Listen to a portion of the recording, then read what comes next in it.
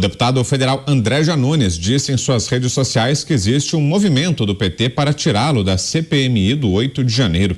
Segundo o aliado de Lula, a ação estaria partindo de parlamentares da própria sigla que não desejam dividir o protagonismo com Janones no colegiado. Outro fiel escudeiro de Lula que tem sido alvo do PT é Randolfo Rodrigues. Um quadro de líderes considerados mais técnicos da sigla não quer que o senador se filie ao PT.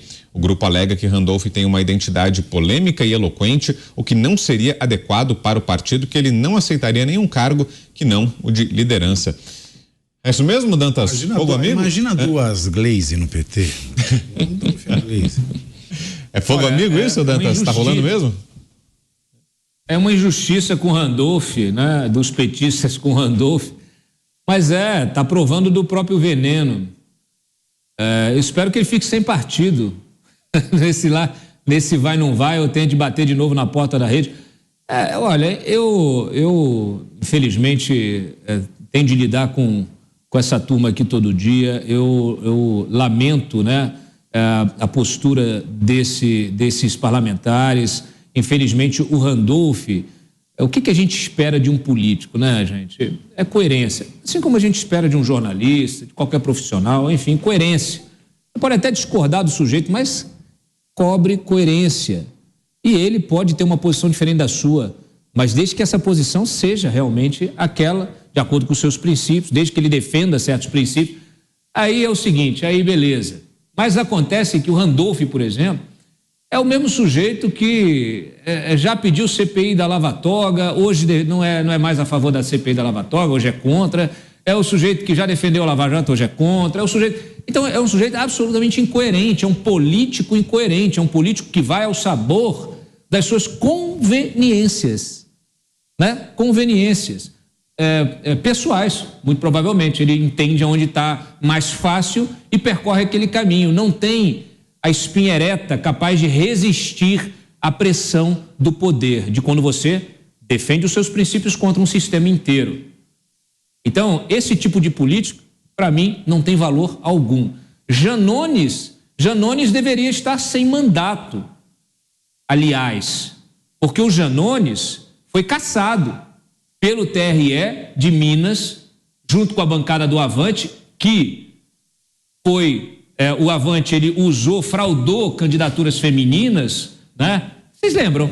Tem 2 dias que o próprio Janones tentou fazer essa acusação contra o PL de Minas, disse que o Nicolas seria cassado, etc e tal. Nós fizemos uma pesquisa, questionamos o TRE, o TSE, não há processo algum, pura fake news do Janones, e aí descobrimos que tinha um processo de 2022, que ele foi cassado. Ele foi cassado em agosto do ano passado, junto com a bancada do Avante, justamente por fraudar candidaturas femininas. Exatamente aquilo que ele acusava o PL de ter feito.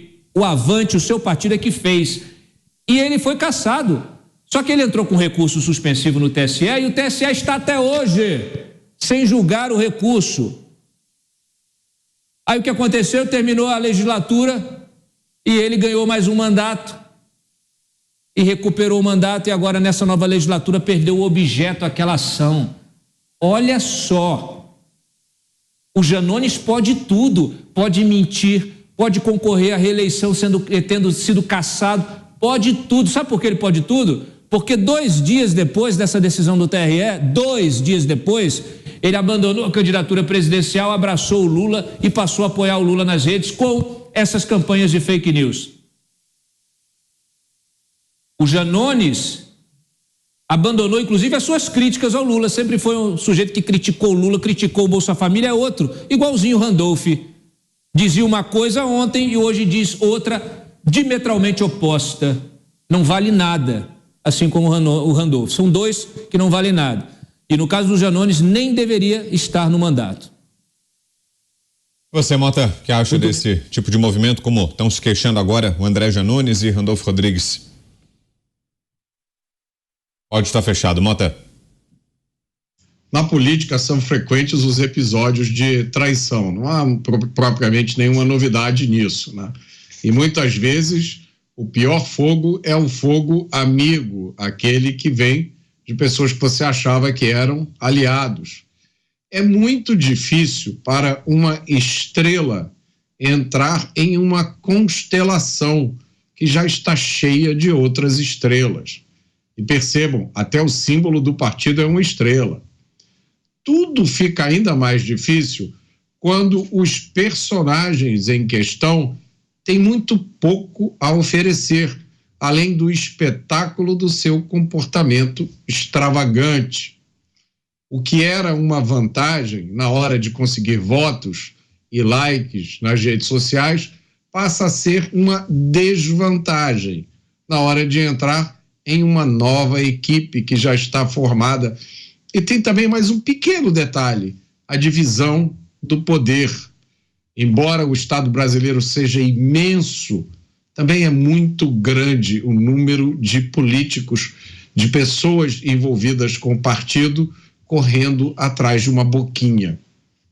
Quem entrou no ônibus agora não vai conseguir sentar na janelinha.